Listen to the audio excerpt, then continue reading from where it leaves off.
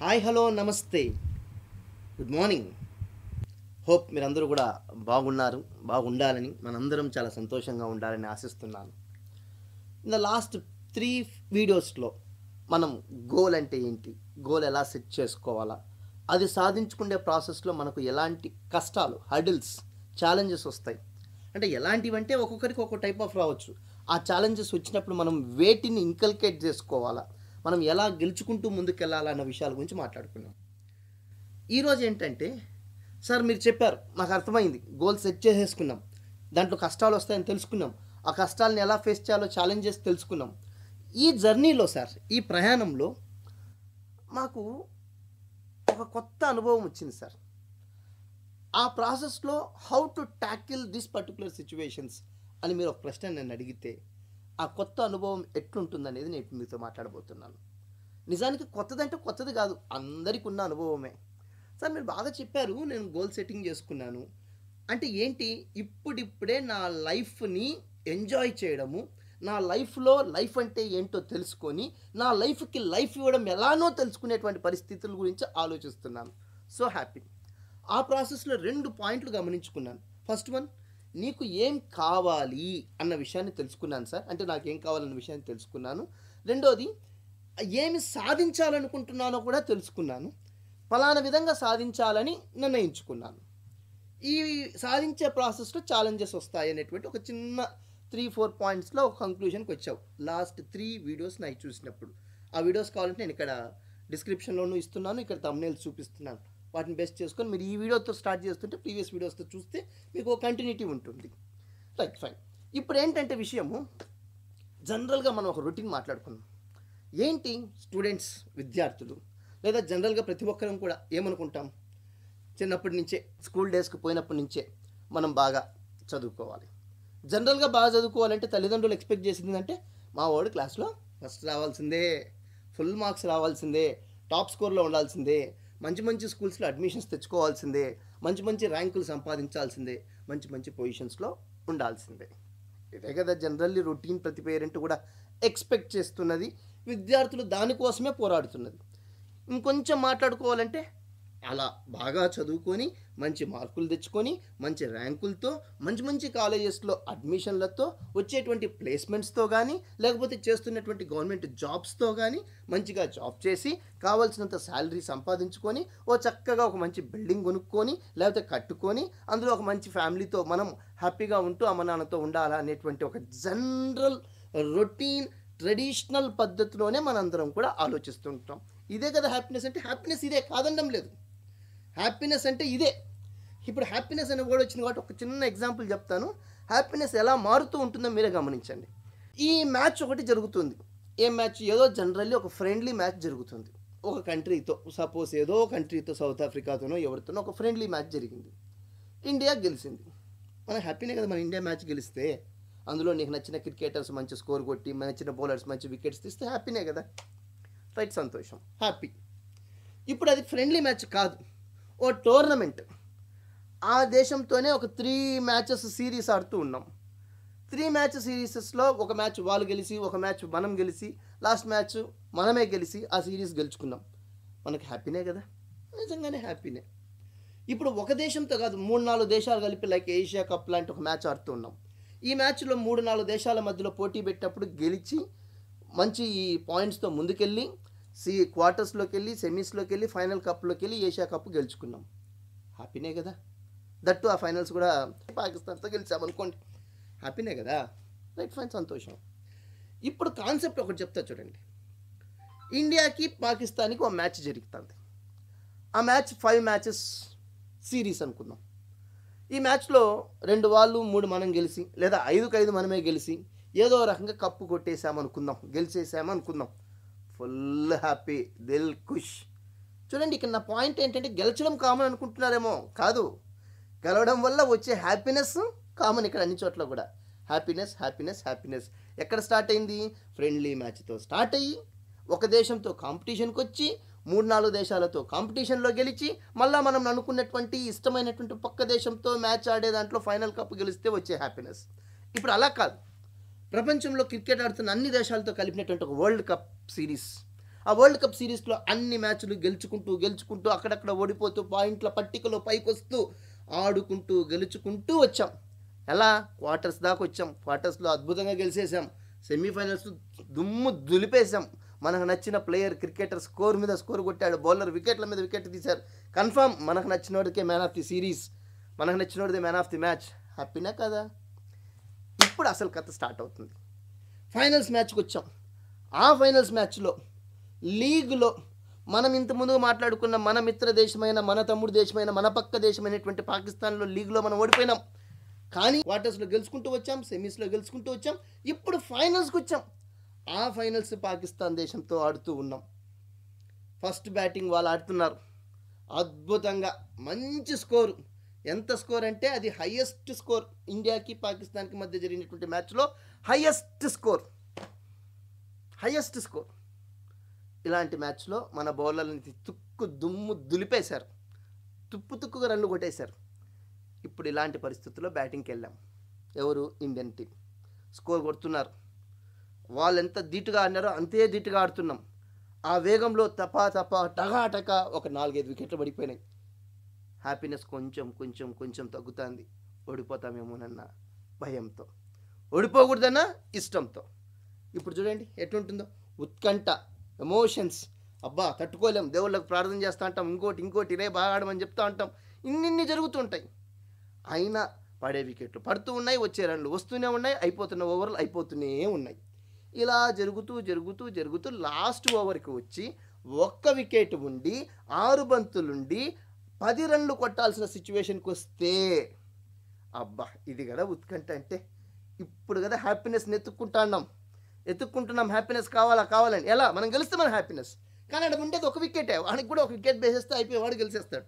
మరి అలాంటి పరిస్థితుల్లో చిన్నగా రన్లు కొట్టుకుంటూ లాస్ట్ ఓవర్లోకి వచ్చి లాస్ట్ బంతికి 6 కొడితేనే ఇండియా గెలుస్తుందన్నప్పుడు నువ్వు కనుక్కున్నా, నువ్వు ఇష్టపడుతున్న సోకాల్డ్ ప్లేయర్ కాదు, టాప్ బ్యాట్స్మెన్ కాదు, నువ్వు ఇష్టపడుతున్నటువంటి స్టార్ క్రికెటర్ కాదు, అయినా ఒక లాస్ట్ బౌలర్లో ఆడుతున్నటువంటి ఒక వ్యక్తి చివరి బంతిలో కొడితే 6 కొట్టాలా, ఇండియాని గెలిపించాలా, అది వరల్డ్ కప్ అవ్వాలా, అది ఆఖరి బంతి అవ్వాలా, ఆఖరి 6 కొట్టాలా. అప్పుడు కొడితే 6 వచ్చే ఆనందం ఉంటుంది చూసినావా? హ్యాపీనెస్. గెలిచాం, 6 కొట్టేశారు, ఆనందం వచ్చింది. ఇప్పుడు చెప్పండి, ఇంతసేపు మాట్లాడుకున్న ఫస్ట్ బాల్కి, అంటే ఫస్ట్ మ్యాచ్లో ఆడిన ఫ్రెండ్లీ మ్యాచ్లో గెలిస్తే వచ్చిన హ్యాపీనెస్కి, తర్వాత గెలిస్తే వచ్చిన హ్యాపీనెస్కి, తర్వాత సిరీస్లో గెలిస్తే వచ్చిన హ్యాపీనెస్కి, మళ్ళీ 3 దేశాలతో ఆడిన హ్యాపీనెస్కి, వరల్డ్ కప్లో ఆఖరి బంతిలో ఆఖరి బాల్కి 6 కొడితే గెలిచినటువంటి కిక్కి, అంతా ఒకటేనా? కాదు కదా. హ్యాపీనెస్ మారుతుంది కదా. మారుతుంది. ఎందుకంటే మనం గెలుస్తున్నటువంటి విధానం, పోరాడుతున్నటువంటి శ్రమ, వెళుతున్నటువంటి స్థాయి మనకు ఆనందాన్ని పెంచుతూ వస్తుంది. నువ్వు పడిన కష్టం, చేస్తున్న ఛాలెంజ్ అన్నిటినీ కూడా ఎదుర్కొంటూ వచ్చేటువంటి చివరి నిమిషంలో ఆఖరి బంతిలో కొడితే 6, దాని నుంచి పొందేటువంటి ఆనందం ఉంటుంది చూసినావా? ఆనందం లెక్క చేయలేనంత ఆనందం ఉంటుంది. మరి అలాంటి ఆనందం మన జీవితంలో మనకు కావాలంటే మొట్టమొదటిగా మనం చేసుకోవాల్సింది ఏందో తెలుసా? మన గమ్యాన్ని చాలా ఎత్తుగా పెట్టుకోవాలి. Our target should be at greater heights.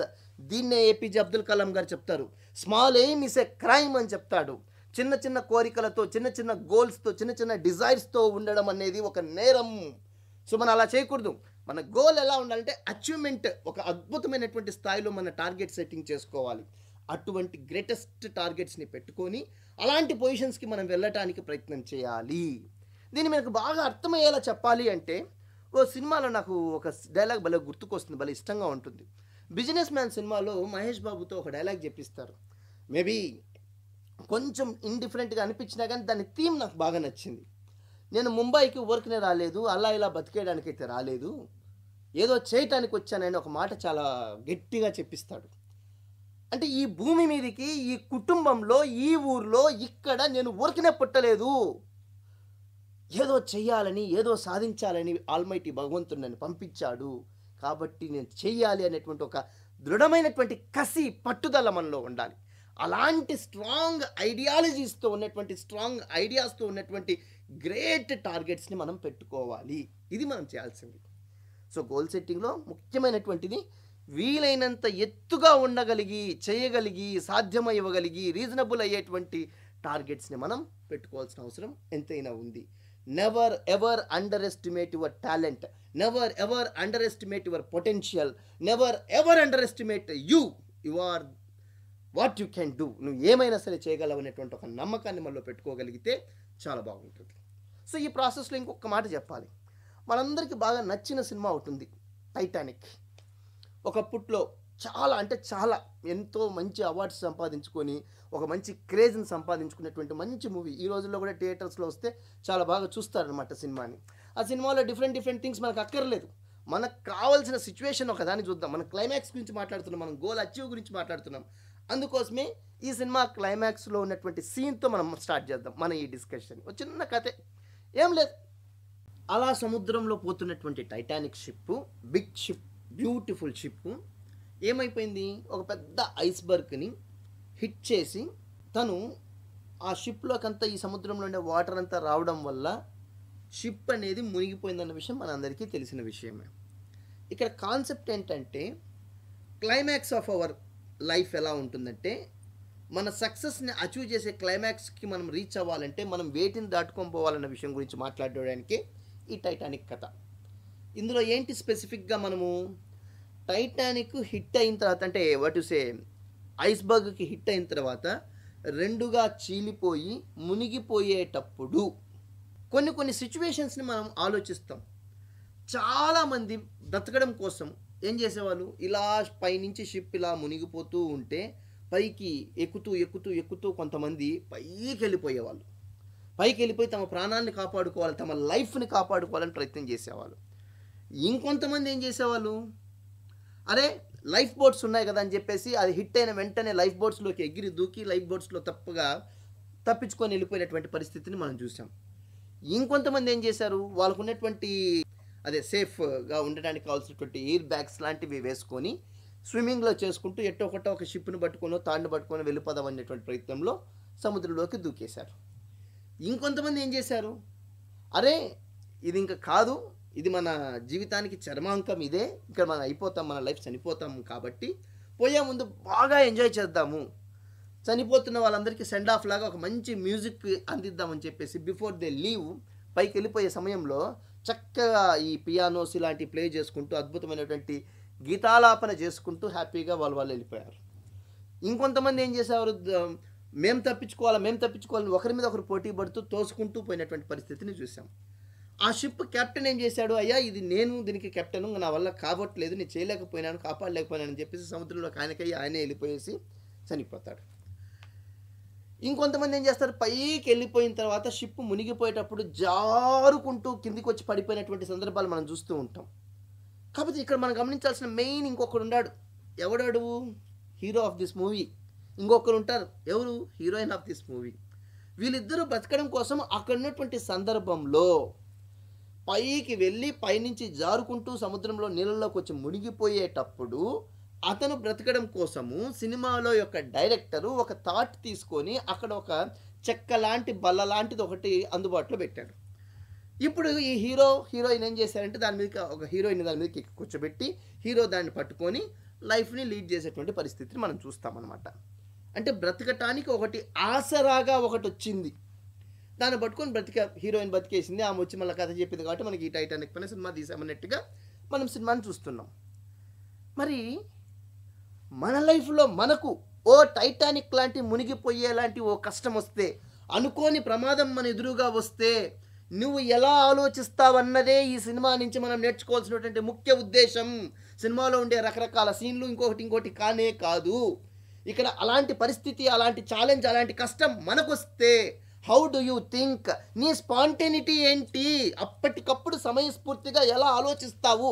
అంత పైనుంచి కిందికి పడితే ఆ సముద్రంలోకి మునిగిపోయేటువంటి పరిస్థితులు వస్తే మన శరీరం తట్టుకోగలుగుతుందా లేదా, మనం తప్పించుకోగలుగుతామా లేదా అనేటువంటి ప్రమాదాన్ని ముందుగానే అంచనా వేయగలగడము. మనం ఇక్కడ తెలుసుకోవాల్సినటువంటి ముఖ్య ఉద్దేశాలు, ముఖ్యమైనటువంటి పాయింట్స్ ఏంటంటే స్పాంటేనియస్ థింకింగ్, సమయస్ఫూర్తి అనేది అంత అవసరము. ఓ కష్టం వచ్చినప్పుడు మన గోల్ని రీచ్ అయ్యేటువంటి క్రమంలో మనం ఎదుర్కొన్నటువంటి ఛాలెంజెస్ని మనం ఎంత సంసిద్ధంగా, ఎంత ఛాలెంజింగ్గా, ఎంత స్పాంటేనిటీగా మనం సమయస్ఫూర్తిగా ఎదుర్కొంటున్నామన్న విషయాన్ని మనం గమనించుకోవాలి. అలాంటి చక్కనైనటువంటి క్వాలిటీస్ని కూడా డెవలప్ చేసుకోవాలి. రెండోది ఇంటెలెక్ట్ ఉండాలి. అరే ఇప్పుడు ఇక్కడి నుంచి దూకితే ఏమవుతుంది, ఇలా పోతే ఎలా ఉంటుంది, లైఫ్ బోట్స్ని ఎలా తీసుకోపోవాల్సి ఉంటుంది, ఉన్నటువంటి డ్రెస్తో ఎలా మనం సర్వైవ్ అవ్వాల్సి ఉంటుంది, ఇలాంటి ఇంటలెక్చువల్ థింకింగ్ అప్పటికప్పుడుగా తీసుకోవాల్సినటువంటి అవసరం ఉంటుంది. అది నీకున్నటువంటి తెలివితేటలతో ఎలా బ్రతుకుతావు, ఎలా గెలుచుకుంటావు, ఎలా నీ లైఫ్కి లైఫ్ ఇస్తావు అన్నది ఇక్కడ ఇంపార్టెంట్ పాయింట్. అలాంటివి మనం నేర్చుకోవాలి, అలాంటివి మనం తెలుసుకోవాలి. ఇంకోటి ఛాలెంజ్ని ఎస్టిమేట్ చేయగలగాల, డేంజర్ని ఎస్టిమేట్ చేయగలగాల, దాన్ని సెక్యూర్ చేసుకోగలిగి అంటే ఆ డేంజర్ నుంచి బయటపడి సెక్యూర్ అయ్యేటువంటి వాల్యూస్ని, సిచ్యువేషన్స్ని, పొజిషన్స్ని కూడా మనం ఎస్టిమేట్ చేసుకోవాల్సిన అవసరం ఎంతైనా ఉంది. సో స్పాంటినిటీగా ఉండాలి, ఇంటెలెక్చువల్ థింకింగ్తో ఉండాలి, వచ్చేటువంటి ప్రమాదాన్ని ఎస్టిమేట్ చేయగలగాలి. ఎలా తెలుసా? నీ ఊహాశక్తితో ఉండాలి, నీ ఇమాజినేషన్తో ఉండాలి, నీ విజువలైజేషన్తో ఉండాలి.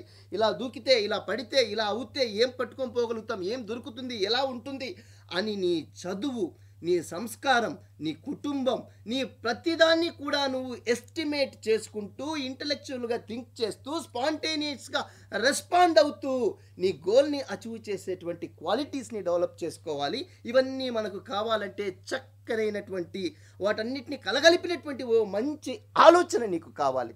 సో ఇప్పుడు మంచి ఆలోచనలతో మనల్ని మనం గెలుచుకోవాల్సినటువంటి అవసరం ఎంతైనా ఉంది. That's why finally I would like to say, మనందరికీ లైఫ్ ఉంది, but give life to your life so that you will be very very happy in this world. So మన జీవితంలో మనం సంతోషాన్ని అలా పొందాలి, ఛాలెంజెస్ని ఫేస్ చేస్తూ ఉండడంలో సంతోషాన్ని పొందాలి. మనతో పాటు 10 మందిని గెలిపించుకుంటూ పోవడంలో ఆనందం ఉంటుంది. ఆఖరి బంతికి 6 రన్స్ కొడితే గెలిచేటువంటి ఆనందం ఎలా ఉంటుందో, ఆ ఆనందం కొట్టిన ఒక బ్యాట్స్మెన్కే కాదు, చూస్తున్న ప్రేక్షకులకే కాదు, యావత్ దేశానికి గర్వకారణంగా సంతోషాన్ని ఇచ్చేటువంటి పరిస్థితుల్లో మనం ఉండగలగాలి. Every match is a final match, every ball is the last ball of your life. కొడితే దిమ్మ తిరిగిపోవాలన్నట్టుగా కొడితే గెలిచి తీరాల్సిందే. That's our life. Have a happy day. జై హింద్.